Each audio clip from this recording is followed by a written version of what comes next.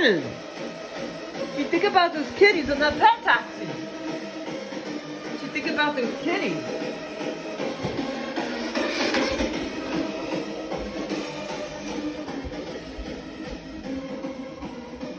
Oh, Myra, you're in there already?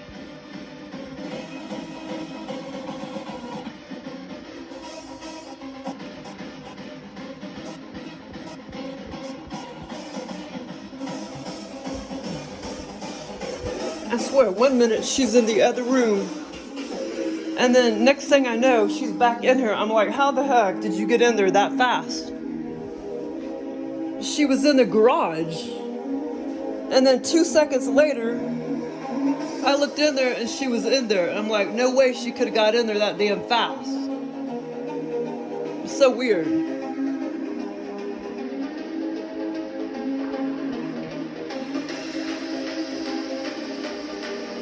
This Enya song.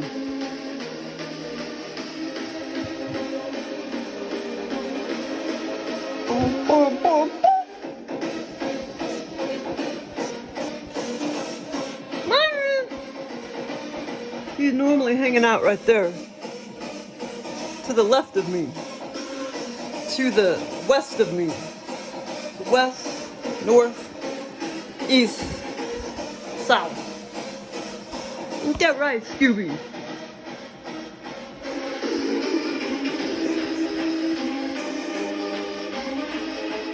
Bum, bum, bum, bum.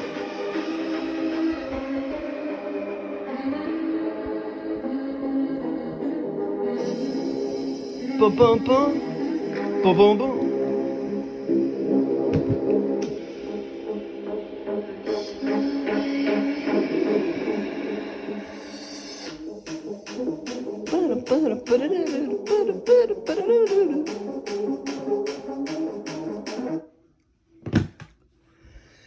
Okay, so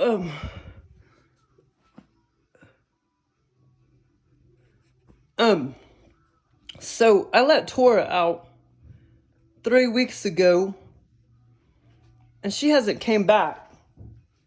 And it's just really weird because, you know, I let Patty out in 2020, and I already had a feeling. I knew I was going to let her out, you know, in the very near future, and she wouldn't come back. And sure enough, I let her out like early July because it was really a cool day, like 74 degrees. So I let her out in 2020, and she never came back. So I don't know if the aliens are abducting my cats, or both, you know, because they could be abducting them when they're on their last leg and not bringing them back because they're too unhealthy or something. So anyway, so there's Patty went missing. Patty went missing. Tora went missing recently, 3 weeks ago. Patty went missing in 2020. Precious across the street went missing. I think it was around 2017. It was either 2016 or 2017. She went missing. The owner said, Bonita said she saw her on the back of the fence. And this was already kind of like dark time, she said. And she said she heard a noise. I was trying to get out of her. Well, did it sound like an animal? But she didn't really say that. She didn't really say it sounded like an animal. She didn't say what it sounded like. She said she saw Precious on the back of the fence. She heard a noise, and then she was never to be seen again. You know, I mean, if the aliens abduct a cat, I mean, I guess that could create a noise. And then the other cat, and this is all in a 5-yard square radius. It's all in that house, this house, and that abandoned house. All in this 3-house, 6-yard apart square triangle. And then, I forgot what that kitty's name was. The 19-year-old cat, gray kitty cat. Gray, I can't remember if I had stripes or not. The kitty, the 19-year-old, that woman lived in that house. I don't know when it was. I don't know. 2017. About the same time as Precious went missing. The cat was 19, but it was not unhealthy. And the woods was still back there, or at least part of the woods. Some of the woods may have already been cleared out a little bit. I can't remember, but most of the woods was still back there. And so that cat went missing. And the woman, she kind of acted like she knew that was a little bit strange too. That cat never came back. Yeah, it's because even though it was 19, it wasn't unhealthy. So she thought that was a little bit weird. And then, of course, Patty. And see, because, the aliens don't communicate to you. Oh, we are going to take your cat tonight and abduct it and never bring it back. They don't communicate like that. All of a sudden, you'll just get this fucking thought or whatever. And then it may be years later where you're thinking, oh, that's a fucking communication, Like, and then two, like I say, there's that thing called the call. And if you're communicating to them and they're getting the wrong message, they may think, oh, that means I can abduct her fucking cat. That's going on too. So I don't know if I made an improper call and they fucking abducted Tora. So it's been 3 weeks and she hasn't came the fuck back. And I doubt she's ever gonna come back. So, but I had her for 11 years. So anyway, but I mean, there's bobcats in the neighborhood. Well, I don't know if there was in 2017 or, well, yeah, there still was. I mean, maybe not in this. I mean, I know I saw one way up there by the fire station, 2.5 miles away, but there's always been bobcats in this general area. And there's also a puma, freaking mountain lion, leopard is the same, I think, jaguar, I can't remember, but puma, mountain lion,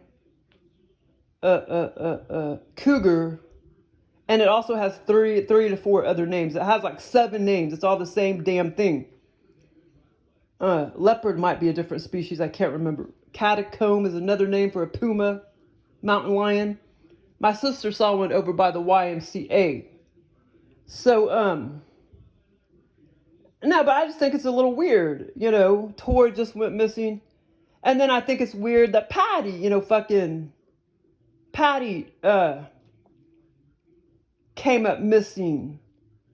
And I felt like the aliens, when I was asking my spirit guide, I felt like she was strongly communicating to me that, she died right at 2:45 p.m. when I let her out at 2:15. And when I found her at 10 minutes after 6 p.m., I could tell she had been been dead for quite some time. Several hours. So then it makes you think, I don't know. I don't know if the aliens did anything to her or to Blackie. Back when I was 25 years old, Blackie ended up fucking dead. But, at least it was still there where I could see it. And then Patty was, it's kind of funny how somebody laid it over to the side of the curb. I think she probably got hit at a low rate of speed, but I don't know if this is all alien shit and or a little bit of both. Maybe Patty did get hit at a low rate of speed. Maybe they did do something to Blackie and that's why he died. I don't know. Blackie was young. All the other cats were the exact same age, about 11 to 12 years old. But anyway, so now Tora comes up missing. And it's not like it's happening every week, but several years apart. But that's not what this video is about. It's about Myron. Okay, so I did have this good experience. It was fun. Oh, is the light? I guess the light's on. Okay. I guess that's a good thing. You can read it. Well, no, it's still a little dim though, man. I need to put a brighter light in here, actually. Oh, man. I didn't realize it was so dim in here. Okay, so this experience starts out with a family trip, but I cannot remember where we were going or if that town or whatever was even part of the scenario, but I want to say Texas. So actually, now that I think about it, it was like we were coming from Texas, because I remembered we were in Texas, but that memory came back to me when I was writing this up. So actually, well, hey, Myra. So actually, now that I think about it, it was like we were coming from Texas back to our hometown here in Missouri. So it starts off in my parents' car. So like I say, we were in Texas coming back to Missouri. So it starts off in my parents' car, and my mom and dad are in the front, and me and my sister are in the back. But once we were in the back seat. But once we walked into this Bucky's type of gas station, I think I remember my brother walking around too, but he wasn't in the car with us. So we started off driving. My dad was driving, and me and my sister started having conversations. And I remember looking in our purses, and I told her I didn't see any money in there and that I think I had forgotten my wallet. Then the next thing I know, to the right is the Buc-ee's or Buckeyes type of gas station, or Buc-ee's type of gas station, after I was fiddling with my purse. Before we got out of the car, my sister gave me $10 because I realized I didn't bring any money. I told her I would give it back to her. So like I say, there was a big conversation about $10 and about giving me some money because I couldn't find any money in my purse. So all this was very vivid, by the way, this whole experience, but definitely more of a VR lucid dream instead of a complete virtual reality 3D feeling experience. So anyway, I looked down at my purse and I saw the $10, and then I saw $1, and eventually I saw both $10. And eventually I told her, oh, wait a minute, this was when we were already in Buckeyes or whatever it's called. So anyway, I looked down at my purse and I saw the $10, and then I saw a $1 bill, and eventually I saw both $10 bills. And I eventually told her in Buc-ee's, we were already, had been walking around in there, and I was looking down at my purse, fiddling with my purse. This whole experience was hours and hours and hours. And I was like, oh, here's your $10 back. I had another $10 bill plus a couple $1 bills that I didn't know about. So I gave my sister her $10 back. I did not have my red case cell phone in my purse. That was clear as can be, this phone in my hands. So I did not have a cell phone on me. So then when we started walking around Buc-ee's shopping forever and ever, I told a couple female workers, hey, yeah, man, I had been to this Buc-ee's type of store before, back when I used to live in Texas. But it had been a while since I've been in one. Then I looked over at a table. I looked over at a table where there were some workers standing around. And it had 3 tiny little non-canine looking, alien looking, full-grown, hairless, pug-looking doggies like puppies on the table for display. That all 3 were just running around. They were alive. They were dogs, but not of this 3D dimension, so to speak. They were very odd looking, very tiny, full grown, very weird and alien looking. I kept petting them on the head. We walked around to the store for at least 1.5 hours. Then after I petted them many times, I walked away. I thought to myself, somebody's going to steal those doggies. I knew they were sort of rare and most likely expensive and cute. Okay, so here's part 2. Okay, so I already told you I didn't have my cell phone to call my family. Somehow from this scene, I got separated from my family and I ended up in Nixa, Missouri, walking around a mall. This experience was so fun because the energy in them are so fun. So different than 3D. Okay, so I kept walking down the mall, asking people, where is Springfield? A few women here and there all said the same thing. They all looked about 30 years old. They said, oh, and pointed with their finger. Oh, it's that direction. When I was walking down the mall in Nixa, I was like, where's Springfield? And they'd be pointing, which that would have been, I can't remember. Oh, west or whatever, or north, I believe.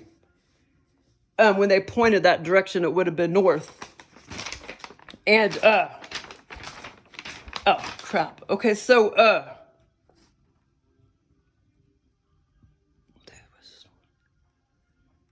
okay, so I kept walking down the mall asking people, where is Springfield? A few women here and there said the same thing. They said, oh, and pointed with their finger. It's that direction, which was north. Oh, I already typed that in here, which was north. I looked at that direction from the mall, and I saw my town. Like I could see way far away, like that, many miles away. And I saw all the high rises, which was basically downtown. And I was thinking, oh my God, that is like 40 miles. I'm going to have to walk 40 miles, back to my hometown. I knew that was a lot since I had to walk. At some point, I talked about mental illness to a woman or two as I was walking along down the mall. And I cannot remember what else, but I was talking to her about like mental illness and my brother, and they were talking back to me about it. Then at another point, I was in the food court talking to some women, and they were eating this yummy, vivid, cheesy pizza and lasagna and all this yummy tomato sauce. And I was smelling it, and it smelled so good. I was thinking, wow, I wish I could eat that. It was just all a bunch of gluten because it was all noodles and stuff like that. Like red noodle dishes, like Italian dishes and pizza. And I discussed to the women why I couldn't eat it and that it was great that they could still eat it, et cetera, et cetera. So that was the 3D virtual reality part, that I could smell the tomato-based foods and everything in the scenario. Like, physically smell it. I saw tons of different dishes sprawled out on the table. Pizza, lasagna, other types of Alfredo, white and red dishes. It was so yummy smelling. Okay, so then, here's the bizarre part. And I can't even believe it, but I remembered it. I had, by accident, inadvertently walked up a pathway with a small incline, and it had wood railings and possible wood flooring about, 5.5 feet wide pathway. About a 5.5 feet wide pathway. Just like when you're walking indoors up to an amusement park ride or outdoors ride, like when you're walking up to Fire in the Hole or something like that. And I saw the entrance, and actually this was north. This was all north. The little ride entrance to that little bear ride or whatever it was called. It was north, just like where I pointed, north to Springfield. And I saw the entrance and the entrance sign, which had a picture of a bear on it. It was orangey, reddish, and brownish hues, orange, red, brownish hues. And the pic of the bear was blackish. Then I had thoughts of, wow, this is that ride that just opened and the one that I always wanted to ride. I immediately recognized the bear picture and the pathway from the news as I walked up the pathway. The news thing I will get to later. But it was a ride that I always wanted to ride. And like I said, I had a picture of a bear in orange, reddish, brown hues, a picture of a black bear. And it was like an amusement park ride, an entryway to amusement park ride.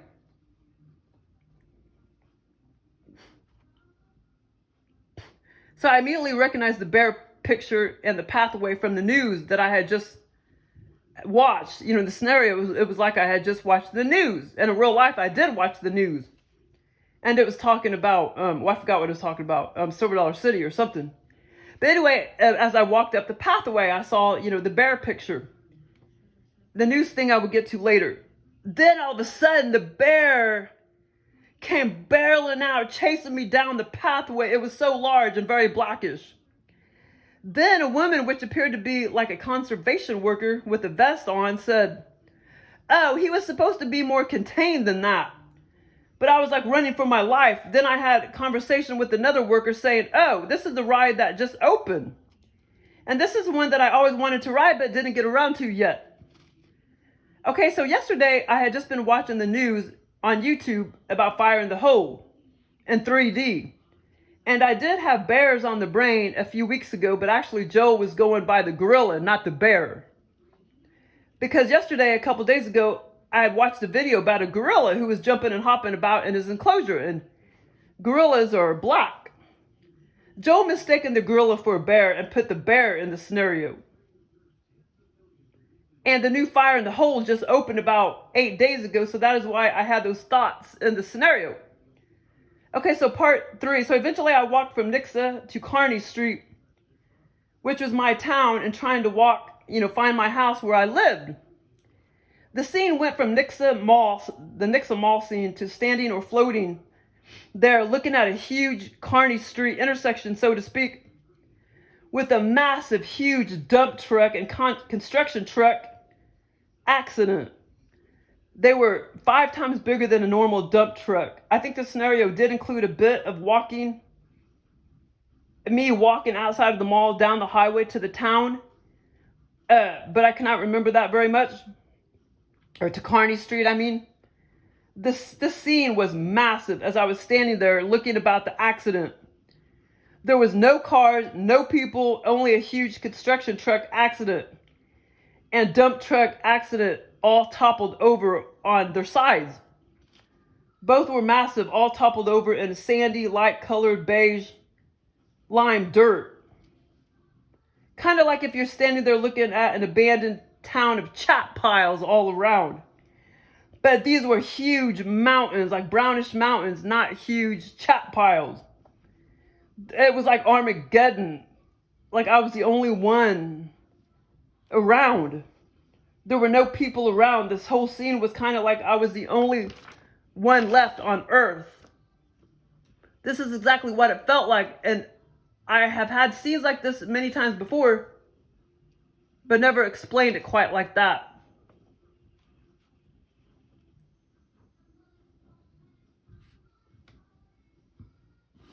So as I was not in a vehicle for this part and not walking, standing around anymore, I started, I was just floating there, standing there, looking at these big old mountains of chat piles and the big old dump truck that was all toppled over. These dump trucks were out of this world. Like I say, they were 5 times bigger or 10 times bigger than normal dump trucks. So as I was not in a vehicle for this part of the scenario, I was not walking, standing around anymore. I started teleporting. I mean, I was standing there at first. Then as I was looking around, eventually I started teleporting, scanning my mind around, hopping from one section to the next. At this intersection, from section to section of that huge area all around the accident site, trying to get out of the danger zone, mountainous chat pile area. So at first I was standing there looking at it, and then all of a sudden I started hopping around my brain and stuff, and I was like, wow, there's no way out. And I was trying to get back to my house. And I was like over there near Kearney Street. Okay, so anyway, so I was trying to get out of this danger zone, mountainous chat pile area. And I kept being enclosed in. There was no way out as I kept looking around the accident area. As I looked up to the left and up around the dump truck accident, I could see a huge mountain of rubble or whatever it was. The scenario was fun and vivid, and I asked Joel to give me a good experience, and this is what I got. Yesterday, I also had car accidents on the brain, so that is why he put that in the scenario. There had been 3 bad ones near me in like a 10-day period in real life, so that's why he put all this in the scenario. Mitchell, I was checking my items. Oh, whoops. I forgot to tell one part. Okay, so. Oh my God. Okay, so I got to hop back to when we were in BuC's gas station.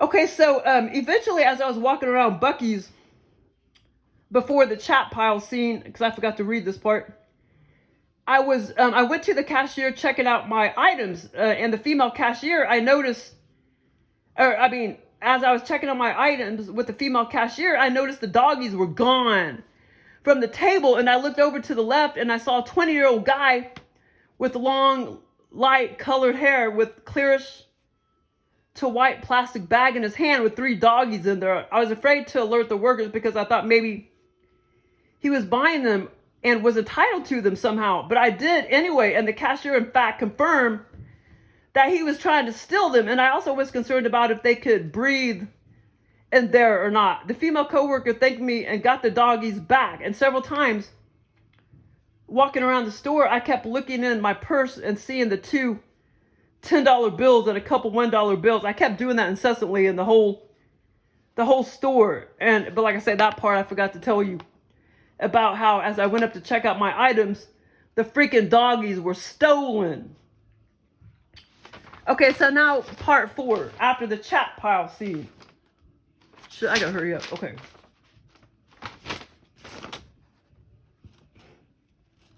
Okay, so apparently I was back at my house. I didn't realize, and I forgot I had a hold. Oh, okay, so I was back at my house. So finally I did make it back to my house.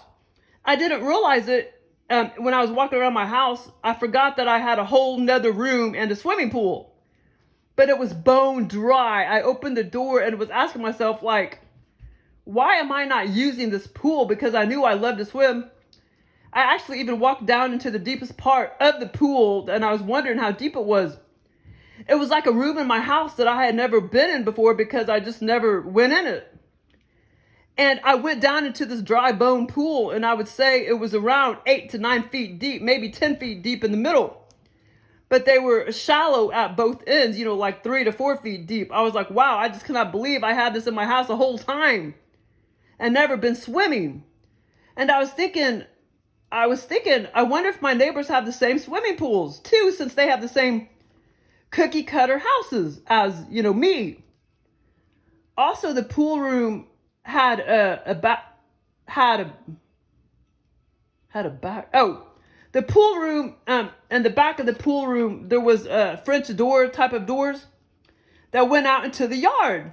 I opened it and I looked out to the left, and I couldn't believe how colorful all the flowers and stuff were, like vibrant green grass and everything. And I was just like, wow, I hadn't realized my yard was that big either. I looked to the left. The yard was all, to the left as I walked out the French doors, the pool. I walked out the French doors and I just couldn't believe I had all that area back there. This part, I'm not sure how it fits in with the below, but I know it was just all piece of the same long OBE VR Lucid Dream below. This is why, that is why Joe put the pool part in here. Because why? Shit, I can't. I waited a few days too long to talk about this. That part I was not sure how it fits in the. But I know this was just all part of the same scenario. That is why Joe put the pool part in here. Why? Put the pool part. Why did he put the pool part? Well, I can't remember. But anyway, also there was this other scenario I had. I've had tons of good ones, but I just haven't been talking about them. But anyway, so even at my neighbor's house, man, I had this awesome, vivid, cool experience at my neighbor's house. It was pretty cool. But it's I didn't type it out, but basically I was over there like hanging out and everything, and it was just so cool. I mean, I went into their kitchen and it turned into like a big old, like when you're going down the frozen section of the grocery store aisles. And then she had like an oven in her back room. I'm like, why do you have an oven back here? And she's like, oh, well, because my kid likes chocolate chip cookies and I like to bake the cookies back here. But it was very long and vivid. It was fun, and it was over at their house. But anyway, so when we was back at my house, I finally found my house. And so I went into this whole other room and this pool. I opened the doors, and then, like I say, there was doors, French doors. And then I looked over to my left, and I had this many yards that direction, this whole grassy area that I didn't know about it. And it was all vibrant, beautiful flowers and everything. But I had this big old pool, and I was like, wow, I can't believe I had this pool that I didn't know about in my house. But anyway, it was a fun experience. And like the chat pile thing, oh, that was crazy, man. And I've had experiences kind of like that before. So basically, I finally, I got to my town in Springfield. And then, like I say, I was just kind of standing there looking at these big old Armageddon type of thing. And the dump truck was over here, this big, huge dump truck, which is all toppled over. And like I say, it was like 7 times bigger than a normal dump truck. And, you know, it was an accident scene, but there was nobody around. And eventually I started scanning, and all around me, big old mountainous piles of chat and shit. And, I mean, huge piles that I kept, and then I started to proceed to, like, how the hell am I going to get out of here? And I started kind of scanning my brain, and I started hopping over here, my brain, and I was just enclosed in. Mountains were just all around me. I couldn't get out of that area. But then eventually I made it back to my town, or my house, because I was in my house with the swimming pool and everything. But that comment I made about, I can't remember what was on my mind then about, that's why Joe put that in here about the pool. I can't remember what was on my mind then. Well, thanks for listening. Go feed your babies, baby. Well, let's see, if I think about it hard, I might be able to remember. Why did I put that? About the swimming pool. Hold on, where'd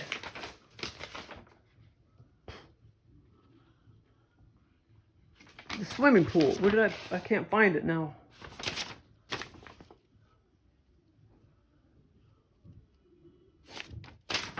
Swimming pool. Look at that level of the yard, vibrant. The part I was not sure how it fits in, but I know it was just all pieces of the same long OBE VR lucid dream. That is why Joel put the pool part in here. That is why Joel put the pool. Wait, hold on. That's why I'm not using this pool, because why am I not using this pool? I knew I lived. Well, I don't know. That's weird. That's why I got to stop waiting so long to talk about these scenarios, because then I forget exactly, you know, the thought process was. I forget some pieces, even though I type it out, I still forget some things. Myra, is it time to feed your babies?